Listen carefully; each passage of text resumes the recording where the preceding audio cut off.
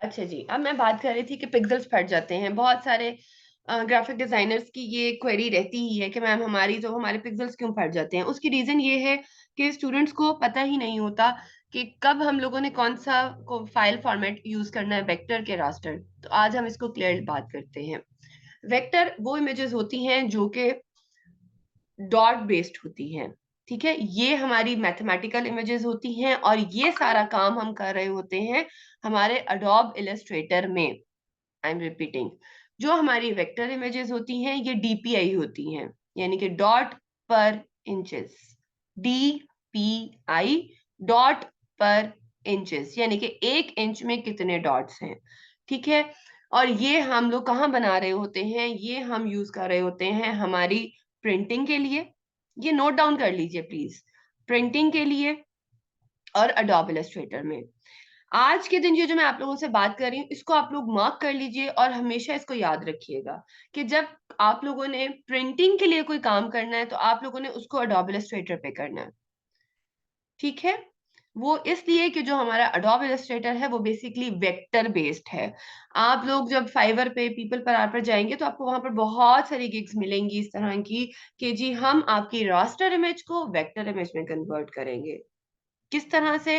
क्यों? हमारे पास इमेज आती है उसको हम वेक्टर इमेज में कर देते हैं। ये क्लाइंट ही आपको इस तरह का काम देता है आकर कि जी ये मेरे पास है एक चीज, जी मैंने मेरे पास कई ऐसे क्लाइंट्स आते हैं कि जी मैंने मतलब मैं अब वेबसाइट्स का नाम तो नहीं लूंगी कि जी मैंने उस वेबसाइट पर, ये जो आजकल चल रही है फ्री वेबसाइट, मैंने जी इन यहाँ पर एक लोगो बनाया है या मैंने बिजनेस कार्ड बनाया है, इसकी जेपैग इमेज है, इसको प्लीज वेक्टर में कर दीजिए। क्योंकि वेक्टर होगा तो ही प्रिंटिंग होगी। जी मैं अभी उस तरफ आती हूँ फातिमा, अभी डिटेल में बात करते हैं। अभी मैं वेक्टर की बात कर रही हूँ कि तब पिक्सेल्स फटते हैं जब क्लाइंट ने काम आपको दिया होता है प्रिंटिंग का और हम उसको रास्टर पे रेडी कर देते हैं तो फिर फट जाते हैं। ठीक है, अच्छा, अब जब हम काम उस तरह का करके दे रहे हैं, क्लाइंट की जो डिमांड है उसमें अब सीएमवाई के आ जाता है, वो भी अभी हम डिस्कस करेंगे। ठीक है, कि सीएमवाई के होना चाहिए, सीएमवाई के क्या होता है वो भी अभी हम सारा का सारा डिस्कस करेंगे। बट अभी आप लोग इस चीज को नोट कर लीजिए कि आप लोगों ने जब वेक्टर है वो एडोब इलस्ट्रेटर पे काम होगा और ये डॉट पर इंचेस होता है। अब ये जो रास्टर इमेजेस हैं ये होती हैं पिक्सल पर इंचेस, पीपीआई, पिक्सल पर इंचेस। अब एक पिक्सल क्या होता है? एक पिक्सल होता है एक स्क्वायर। ठीक है, किसी भी कलर का एक स्क्वायर, ये जो आपके सामने स्क्वायर है ये एक पिक्सल है। अब एक पिक्सल किस तरह बना हुआ है? 4 लाइंस को मिलाकर। अब 4 लाइंस में से अगर एक लाइन को लें तो उसमें कितने डॉट्स हैं? आई होप कि आप लोगों को मेरी बात समझ आ रही है कि ये क्या होता है। जब हम इसको जूम इन करते हैं तो इसमें छोटे छोटे हर कलर के स्क्वायर्स बनते हैं। अब अगर एक इंडिविजुअल स्क्वायर की बात करें तो उसके अंदर 4 लाइंस हैं, 4 लाइन के अंदर एक लाइन की बात करें तो उसमें कितने डॉट्स हैं? तो वो उसके, जब हम जूम इन करते हैं इसीलिए वो फट जाते हैं, जिसको हम लेमन लैंग्वेज में कहते हैं पिक्सेल्स फट गए। वो ये हो रहा होता है कि हमें बहुत सारे डॉट्स नजर आने लग जाते हैं। इसीलिए जो हमारी वेक्टर इमेजेस हैं these are the best for printing और जो हमारी रास्टर इमेजेस हैं these are worst for printing. ठीक है, सो मैं आप लोगों को दोबारा बता देती हूँ, जो वेक्टर इमेजेस हैं वो डॉट पर इंचेस होती हैं, जो हमारी रास्टर हैं वो हमारी पिक्सेल्स पर इंचेस होती हैं, पीपीआई। ठीक है, अब हम थोड़ा सा इनका डिफरेंस पढ़ते हैं कि ये पिक्सल बेस्ड होती हैं, बेस्ट फॉर फोटोग्राफ्स होती हैं। अब ये फोटोग्राफ्स के लिए बेस्ट क्यों होती हैं? वो इसलिए होती हैं क्योंकि हम लोग काम कर रहे होते हैं स्क्रीन पर। अब जो हमारे कैमरास हैं बेसिकली वो पिक्सल बेस्ड हैं। ये जो हमारी इस टाइम मेरे सामने चूंकि लैपटॉप की स्क्रीन है ये पिक्सल्स बेस्ड है। यहाँ पर जब फोटो आएगी तो ऑब्वियसली उसके पिक्सल्स और ये पिक्सल्स बेस्ड है, तो इसीलिए ये बेस्ट रहती हैं हमारे स्क्रीन वर्क के लिए। ठीक है, जितना भी हम लोगों ने स्क्रीन वर्क करना है, चाहे वो सोशल मीडिया पोस्ट है, वेबसाइट डिजाइनिंग है या कुछ भी है, अगर हमने सिर्फ स्क्रीन के लिए काम करना है तो that has to be raster. ठीक है, मोर एक्सेसिबल एंड शेयरेबल होती हैं। शेयरेबल और एक्सेसिबल इसीलिए क्योंकि स्क्रीन टू स्क्रीन जा रही होती है, तो वो पिक्सल्स का सारा मामला होता है, तो एक दूसरे के लिए वो बिल्कुल एक दूसरे को कंपनसेट करते हैं सारे पिक्सल्स मिलके। तो ये एक्सेसिबल भी होती है, शेयरेबल भी होती है, बट ये लार्जर फाइल साइज होती हैं। वो क्यों? वो इसलिए मैंने अभी आपको बताया है कि ये स्क्वायर बेस्ड होती हैं, पिक्सल बेस्ड होती हैं। हर स्क्वायर के अंदर अपने कितने डॉट्स होते हैं, इसलिए ये हैवी फाइल्स होती हैं। और क्लाइंट इन फाइल्स को कभी भी प्रिंटिंग के लिए पसंद नहीं करता। इंशाल्लाह आगे जाके जब आप पीपीएच पे, मैं चूंकि खुद पीपल पर आर पर काम करती हूँ इसलिए मेरे मुंह से पीपीएच बहुत ज्यादा निकलता है। तो हम लोग अब इतना काम कर रहे होते हैं, तो जब क्लाइंट आता है ना हमारे पास, तो वो सबसे पहले ये कहता है कि जी आप हमें ये बताएं, आप हमें फाइल्स कौन सी देंगे, क्योंकि हमें प्रिंटिंग के लिए चाहिए। और जैसे ही अगर कह देना जी फोटोशॉप तो नहीं चाहिए, तो वो कहता है कि आप फोटोशॉप की बात करें, इसका मतलब है कि आपको पता ही नहीं है, you are not a professional. क्यों? क्योंकि अब उनको प्रिंटिंग के लिए जो बेहतरीन चाहिए वो चाहिए वेक्टर। बट अगर हम बात करें यूएक्स यूआई डिजाइन की, वेबसाइट डिजाइन की, सोशल मीडिया डिजाइन की, वो काम जो हमारा पिक्सल बेस्ड होता है, वो काम जो हमारा स्क्रीन पर रहना होता है, उसके लिए अगर हम एडोब इलस्ट्रेटर की बात करते हैं तो वो नाराज हो जाता है, कहता है नहीं जी आपको पता ही नहीं है, क्योंकि इसके लिए फोटोशॉप बेस्ट है। तो ये एक ह्यूज डिफरेंस है जो आप लोगों ने बहुत ज्यादा इस पर, इसको याद रखना है और इस पर फोकस रहना है। क्योंकि अभी जब हम थोड़े से आगे चंद मिनट बाद ही जब सीएमवाई के और आरजीबी पे बात करेंगे, तो ये मेरे साथ हो चुका हुआ है, इसलिए मैं आप लोगों को अपना एक वो इंसिडेंट भी बताऊंगी कि जिसके बाद मुझे लगा कि नहीं ये चीजें बहुत ज्यादा जरूरी हैं। मैं दुबई की कंपनी के लिए काम कर रही थी, उनको मैं काम करके देती थी प्रिंटिंग के लिए, वो प्रिंटिंग उनकी प्रेस थी वहां पर। तो मैंने स्टार्ट में जब बिल्कुल काम करना शुरू किया, तो मैंने क्या किया, वही सारा काम किया किया भी एडोब इलस्ट्रेटर पे, बट मैंने जो कलर मोड था वो आरजीबी सिलेक्ट कर दिया।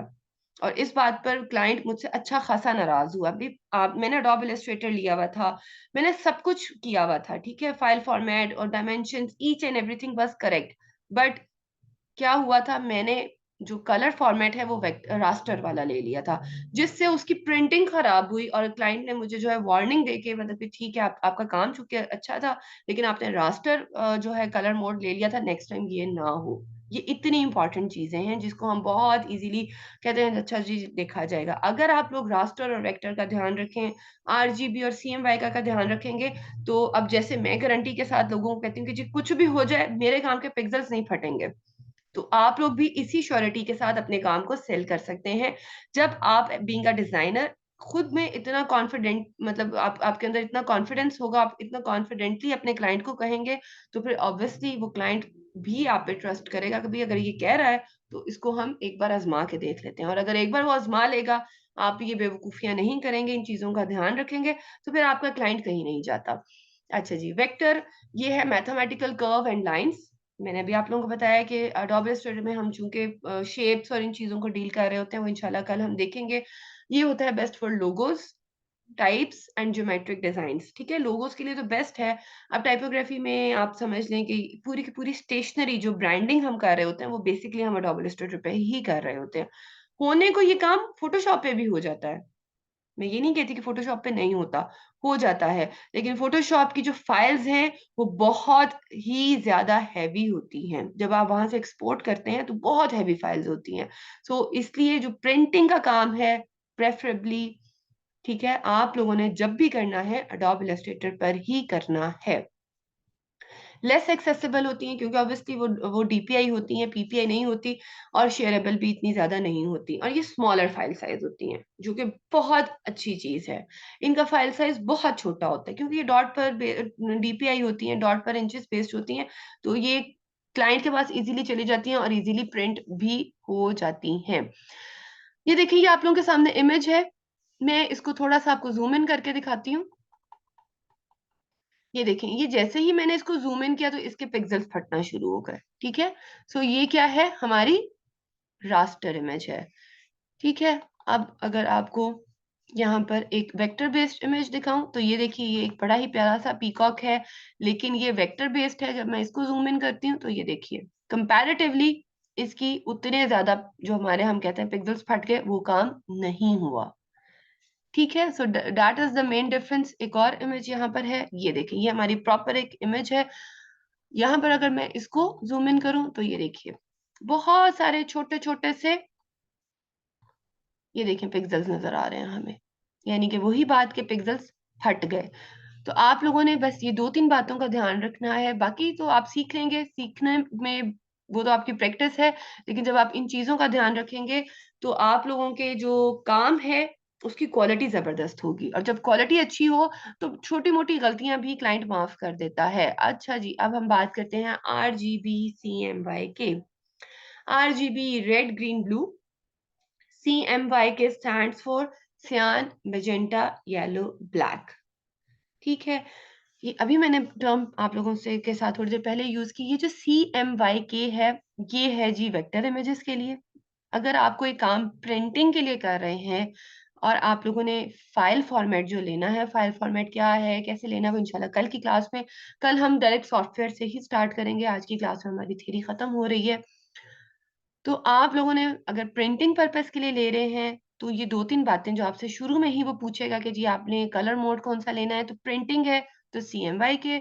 अगर आप लोगों ने स्क्रीन के लिए कोई काम कर रहे हैं, जैसे सोशल मीडिया पोस्ट है, वेबसाइट डिजाइनिंग है, यूएक्स यूआई डिजाइन है, तो आपने RGB लेना है। ये कहाँ से लेंगे? इंशाल्लाह कल की क्लास में हम डिटेल में बात करेंगे। अभी हम इन दोनों को पढ़ते हैं।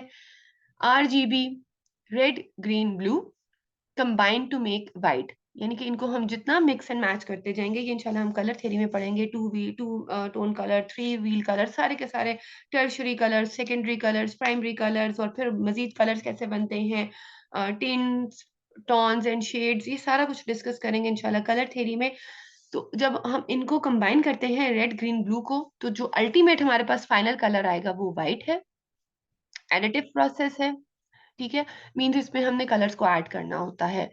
लाइट डिफाइन कलर्स है, लाइट डिफाइन से मुराद ये स्क्रीन के लिए कलर्स हैं, ठीक है। व्यूड ऑन स्क्रीन है 16.7 मिलियन पॉसिबल कलर्स हैं, मतलब आप बहुत सारे कलर्स बना सकते हैं। कलर्स कैसे बनाते हैं ये भी सारा इंशाल्लाह हम कलर थ्योरी में कवर करेंगे। और ये 4 डिजिटल इमेजेस हैं। On the other hand CMYK सियान मैजेंटा येलो ब्लैक, जो के है वो बेसिकली ब्लैक का उन्होंने के लिया है, कंबाइन टू मेक ब्लैक, यानी कि इनको जब हम मिक्स करते जाएंगे तो हमारे पास डार्कर कलर्स आएंगे और अल्टीमेटली हमारे पास ब्लैक कलर आ जाएगा। सब्ट्रैक्टिव प्रोसेस है, ठीक है, यानी कि इसमें हम चूंकि अलग-अलग करते हैं, ये सारा कुछ इंशाल्लाह होगा। पिगमेंट्स डिफाइन कलर है। अब यहाँ पर बात आती है पिगमेंट्स। जब हम वॉल कलर करते हैं, वॉल पेंट लेते हैं, तो हम उसके पिगमेंट्स चेक करते हैं। ऐसे ही है ना? सो क्या ये सरफेस कलर्स होते हैं बेसिकली, क्योंकि ये प्रिंटिंग के लिए यूज़ हो रहे होते हैं। सो ये पिगमेंट्स होते हैं, व्यूड ऑन सरफेस हैं, 16,000 पॉसिबल कलर्स हैं, क्योंकि प्रिंटिंग में इतनी ज़्यादा ऑप्शन नहीं होती, और ये फॉर प्रिंटेड मटीरियल्स हैं। This is it for today class. If you have any question, then you may ask, please.